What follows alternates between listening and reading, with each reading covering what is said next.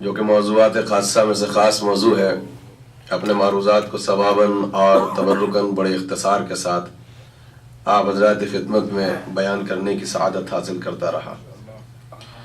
جس سلسلے مجالس کا آغاز ہوا تھا، آج اس سلسلے مجالس کی یہ دوسری کڑی ہے جس کو آپ حضرات سماعت فرما رہے ہیں۔ بہت ہی خاص موضوع ہے اور میرے انداز خطابت سے آپ کو واقفیت ہو چکی ہے کہ میں مثالوں سے گفتگو کرتا ہوں اور علم کی اینک لگا کے گفتگو کرتا ہوں۔ سبحان اللہ۔ اور مقصد صرف یہ ہے کہ جب آپ فرش عزا سے اٹھیں تو رزق ولایت اور رزق مودت کے ساتھ ساتھ رزق علم اور رزق فکر میں اضافہ ہو سکے۔ مولانا اور دیکھیے اس فرش عزا کا معجزہ یہ ہے کہ یہاں سے جو اٹھے گا وہ کچھ نہ کچھ لے کے اٹھے گا۔ ظاہر سی بات ہے کہ سردی کا موسم ہے اور ہیوسٹن کے مزاج سے یہ ویدر میچ نہیں کھاتا ہے، لیکن مجھے اس بات پہ افتخار ہے اور مجھے اس بات کا احساس ہے کہ میں کس عزاخانے میں پڑھ رہا ہوں کہ جہاں کوانٹٹی کا مسئلہ نہیں کوالٹی کا مسئلہ ہے۔ مولا سلامت رکھے، آپ کو آباد رکھے۔ یہ دیکھیے بیدار ہے مومنین۔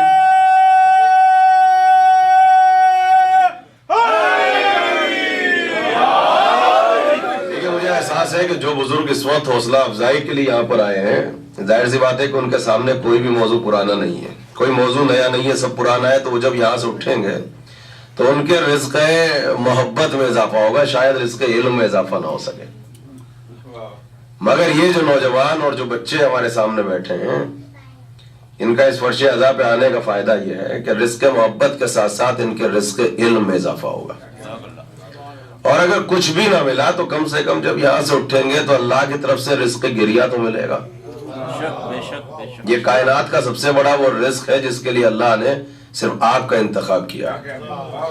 دیکھیے حقیقت دین کے عنوان سے گفتگو کا سلسلہ جاری و ساری ہے، اور آج کا موضوع وہ ہے کہ بعد از مجلس آپ کو احساس ہوگا کہ اس موضوع کا ممبر سے انتخاب نہیں کیا جاتا۔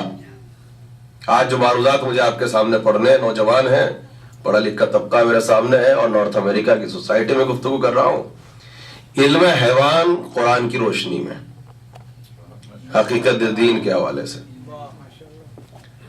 اور یہ اتنا خاص موضوع ہے کہ آپ جس سوسائٹی اور جس سماج میں زندگی گزار رہے ہیں وہاں اس سبجیکٹ کے سلسلے میں ملین ملٹی بلین ڈالرز خرچ کیے جا رہے ہیں، صرف حیوانات کو سمجھنے کے لیے، ان کی طبیعت کو سمجھنے کے لیے، ان کی عادتوں کو سمجھنے کے لیے، ان کی خصلتوں کو سمجھنے کے لیے۔ اور آپ کے یہاں کی یونیورسٹیز میں ایک بہت بڑا سبجیکٹ اس کائنات میں پایا جاتا ہے جسے علم زیولوجی کہتے ہیں۔ آپ جائیے علم حیوان، علم حیوان کے سلسلے میں جب ہم آپ کے سامنے گفتگو کریں تو دیکھیے بہت ہی خاص معروضات ہوں گے۔ کل ہم نے والمارٹ کا کپڑا اور ہوم ڈیپو کا ڈنڈا اس کا جواب دیا تھا علم کی روشنی میں، یہ آپ سن لیجئے۔ اور آج بھی بہت سے اعتراضات کے جواب دے کے اس ممبر سے اتروں گا، یہی مقصد ہے، مقصد خطابت یہی ہے۔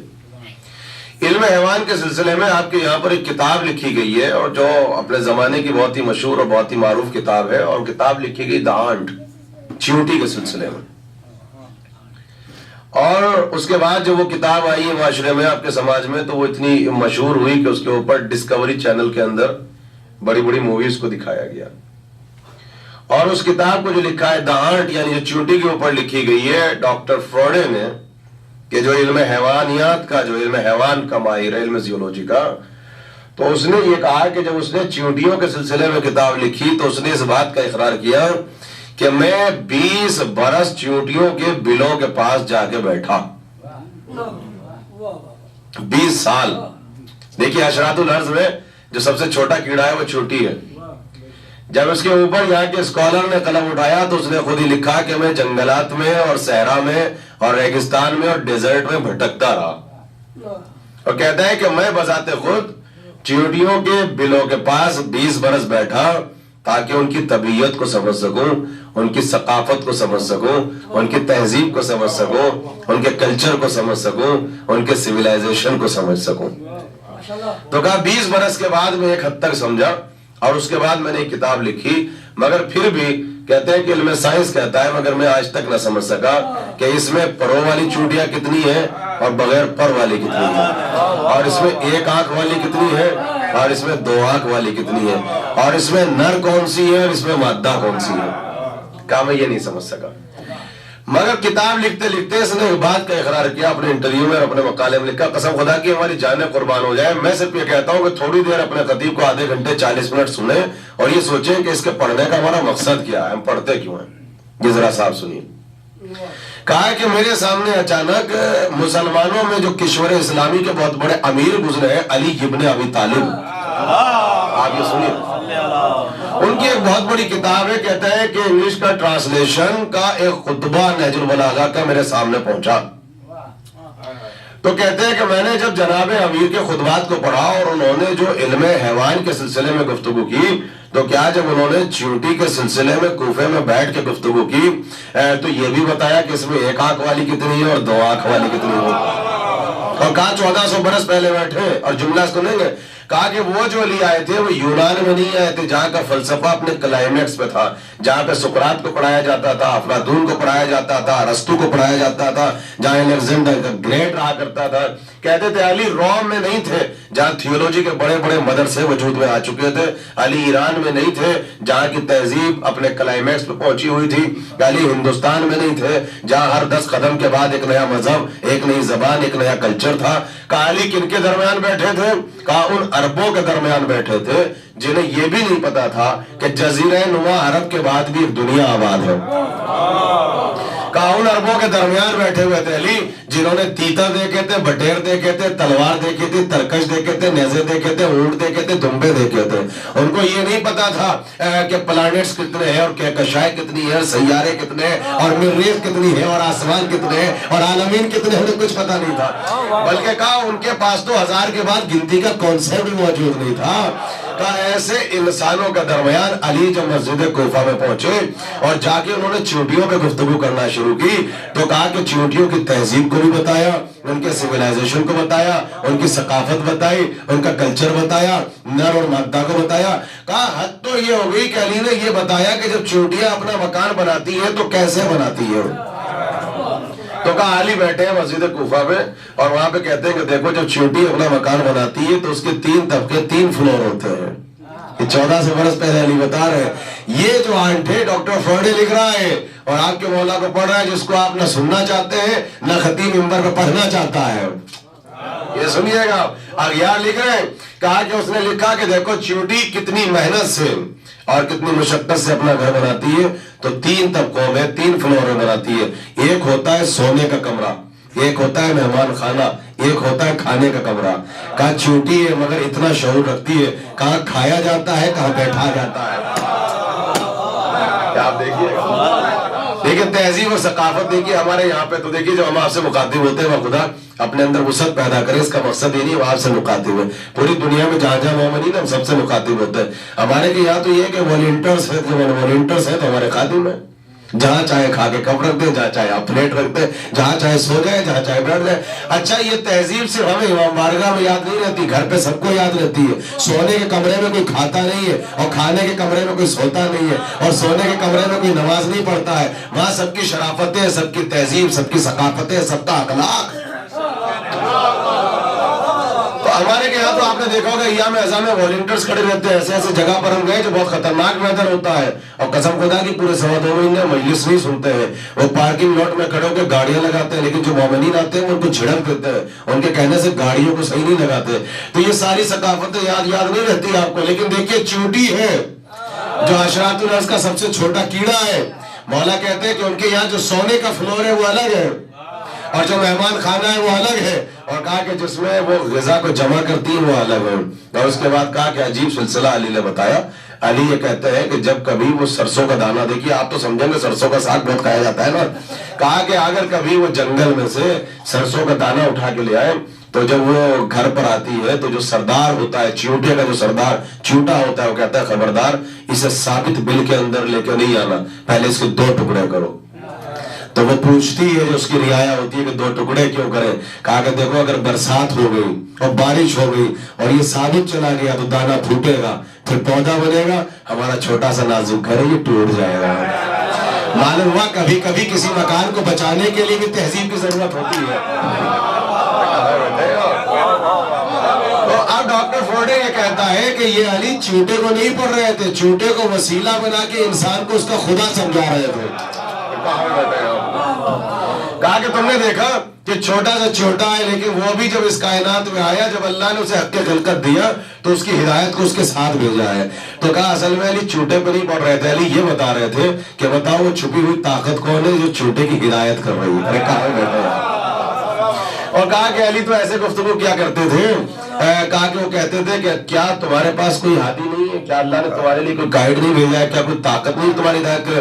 कहा एक सरसों का दाना लो, उसे अपनी पॉकेट में रख लो, 10 बरस रखो अपनी जेब में, उसमें कोई तगय्युर पैदा नहीं होगा, उसमें तब्दीली पैदा नहीं होगी। लेकिन कहा कि सिर्फ 2 दिन के लिए जेब से निकालो, जमीन पे बैठो, जरा सी मिट्टी हटाओ, एक गड्ढा खोदो, उसमें रखो, ऊपर मिट्टी डालो, पानी डालो, चले जाओ, 2 दिन के बाद फिर आना।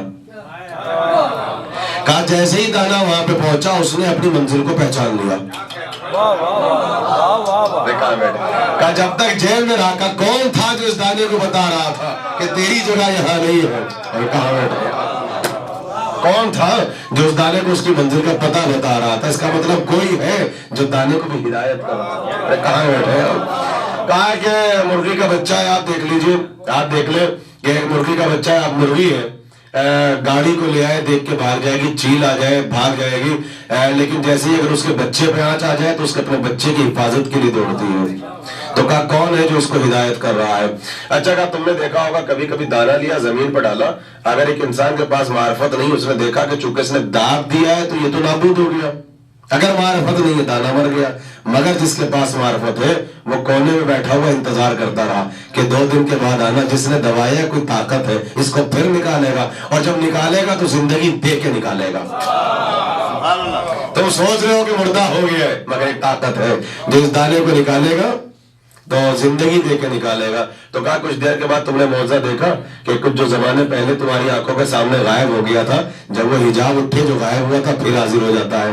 कहाँ बैठे आप। और कहा कि बिल्कुल देखिए, आपने गेहूं की बालियां देखी होगी अपने शहरों में, एक गेहूं का दाना डालते हैं और उसके बाद वो हरी हरी लहराती है बालियां, फिर सूरज की रोशनी पड़ती है और वो सुनहरी हो जाती है, फिर आप लीजिए धूप में जाइए, उसे यूं मसलिए, फूंक मारिए, तो आपने देखा होगा कि जो दाना पहले दिन गायब हो गया था, जब रुकावटें बरतरफ हो गई, जो गायब हुआ था आज फिर हाजिर हो गया। बस फर्क इतना है, जब गायब हुआ था तो अकेला हुआ था, जब रजत हुई वापस आया तो 12-14 को अपने साथ लेके आता है।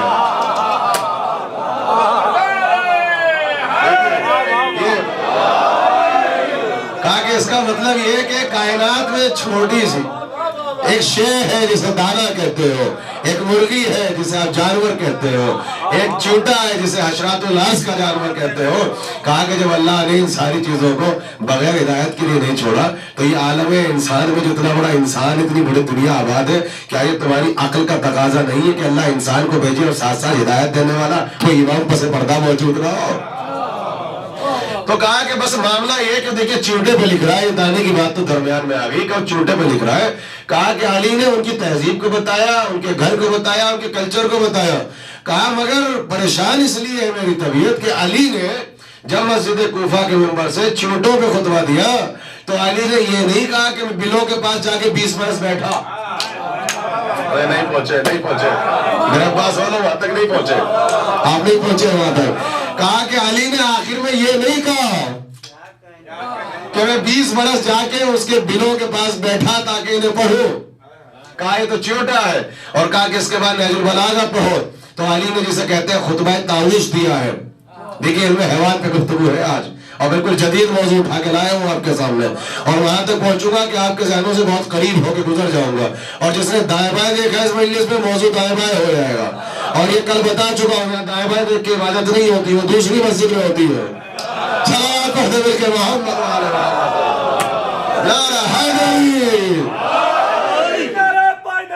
आपको सलामत रखे, आपका आबाद रखे। आप देखिए कहा कि नहजुल बलागा में खुतबे ताऊस दिया है, मोर, बच्चे सुने पीकॉक का, जब उस पर गुफ्तगू की है ना अली ने, تو کہا کہ وہ گفتگو کر رہے تھے کہ اس کے پر دیکھو، اس کی زمرد جیسی صلاحیت دیکھو، اس کے یاقوت جیسے پر دیکھو، اس کے قدم دیکھو۔ کہا کہ علی مور پہ گفتگو نہیں کر رہے تھے، ایک علم تھا کیمسٹری کا جو وجود میں آ رہا تھا، اسے علم الوان کہتے ہیں، کلرز کا علم۔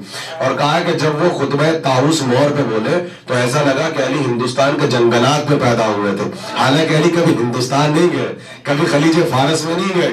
اور کہا کہ اس کے بعد علی نے جو ہے فیل کے اوپر، ہاتھیوں کے اوپر گفتگو کرنا شروع کی، اور جب ہاتھیوں پہ خطبہ دیا تو کہا ایسے خطبہ دیا کہ علی تو افریقہ کے جنگلوں میں پیدا ہوئے ہوں گے، لیکن علی کبھی افریقہ کے جنگلوں میں نہیں گئے۔ اور کہا کہ جب علی نے پھر انسان کے اوپر بولا تو ایسا لگا کہ انسان کی خلقت کو علی نے اپنے ہاتھوں سے انجام دیا ہے۔ آپ سنیے گا، کہا علی پھر علم اجسام پہ بولے تو ایسا لگا جسموں کو اس نے بنایا ہے۔ کہا پھر علی علم ارضیات پہ بولے تو ایسا لگا کہ زمینوں کا خالق علی ہے۔ کہا پھر علی علم فلکیات پہ بولے تو ایسا لگا فلکیات کا خالق علی ہے۔ کہا پھر علی علم ارحام پہ بولے تو ایسا لگا ارحام کے مالک علی ہے۔ کہا اس کے بعد اس نے شجاعت دکھائی تو ایسا لگا کہ اس سے بڑا کائنات میں کوئی شجاع نہیں ہے۔ کہا مصلی عبادت پہ پہنچا تو ایسے عبادت کی، ایسا لگا اس سے بڑھ کے کوئی عابد نہیں ہے۔ کہا پھر وہ مسند قضاوت پہ پہنچا تو ایسا لگا کائنات میں اس سے بڑا کوئی قاضی نہیں ہے۔ کہا بس انسان تھر تھرانے لگا جب علی ایسے بولے علم پر۔ اور جا کے کسی دانشور نے پوچھا، یا علی آپ ارضیات پہ ایسے کیسے بولتے ہو، فلکیات پہ ایسے کیسے بولتے ہو، ہاتھیوں پر پرندوں پہ ایسے کیسے بولتے ہو؟ آپ ہندوستان نہیں گئے، آپ جسے کہتے ہیں کہ انڈونیشیا کے جنگلات میں نہیں گئے۔ تو کہا بس مسکرا کے ایک جملہ دیا، ہمیں ہندوستان جانے کی ضرورت نہیں ہے، افریقہ جانے کی ضرورت نہیں ہے۔ آپ جملہ سنو گے، کائنات بن رہی تھی میں بیٹھا ہوا دیکھ رہا تھا۔ نعرہ حیدری، ایک اور سلامات پڑھتے ہیں کہ محمد والے علم حیوان ہے۔ دیکھیں تاکہ ذرا سی دیر صرف علم کی آنکھ لگا کے آپ مجلس سنیں۔ تو آج آپ جس کائنات پہ بیٹھے ہیں، دیکھیے یہ جو سبجیکٹ میں آپ کے سامنے پڑھ رہا ہوں، یا نوجوان بیٹھے ہیں، میں آپ کو بتاؤں کہ سبجیکٹ کیا ہے۔